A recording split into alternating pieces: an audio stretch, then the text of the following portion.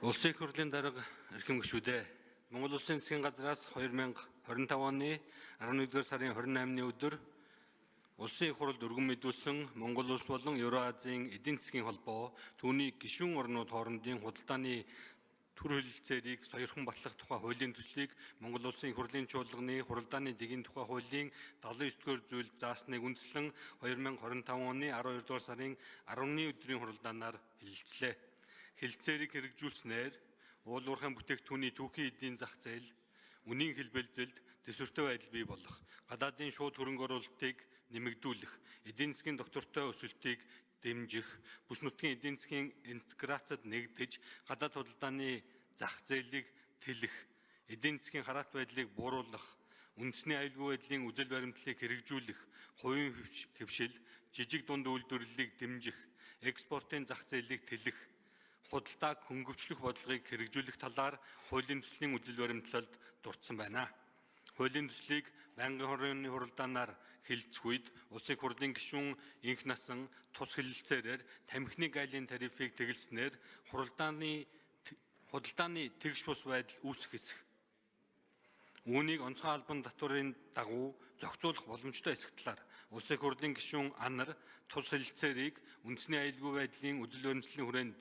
дэмжиж байгаа бөгөөд гадаад худалдааны тэнцлийн алдагдал, дотоодын үйлдвэрлэлийн хамгаалсан хууль тогтоомжийн төслийг боловсруулж хамтд нь хэлэлцэх боломжийн талаар Улсын их хурлын гишүүн Жангабил авто, бензин, дизель түлшинд ноогдох гайлын татварыг тэгэлснээр улсын төсөвт үүсэх алдагдлыг тооцоолсон эсэх,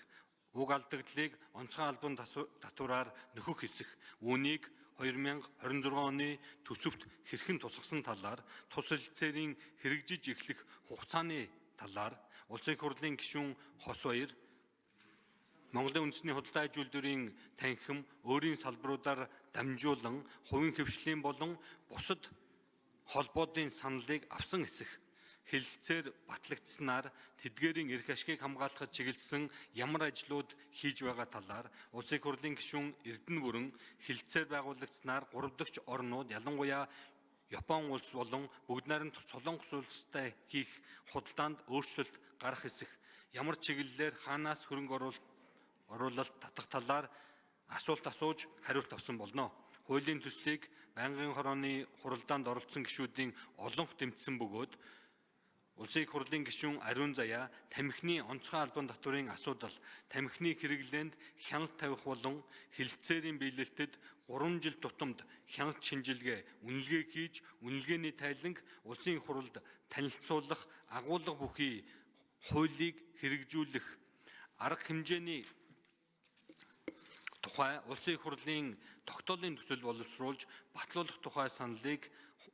хуралдаанд оролцсон гишүүдийн олонх дэмжсэн болно. Улсын их хурлын эрхэм гишүүдээ Монгол улс болон Евразийн эдийн засгийн холбоо түүний гишүүн орнууд хоорондын худалдааны төр хэлэлцээрийг сойрхон батлах тухай хуулийн төслийг хэлэлцсэн талаар аюулгүй байдал, гадаад бодлогын байнгын хорооны дүгнэлт, саналын томьёолыг хэлэлцэн шийдвэрлэж өгөхийг та бүхнээс хүсье. Анхаарал тавьсанд баярлалаа.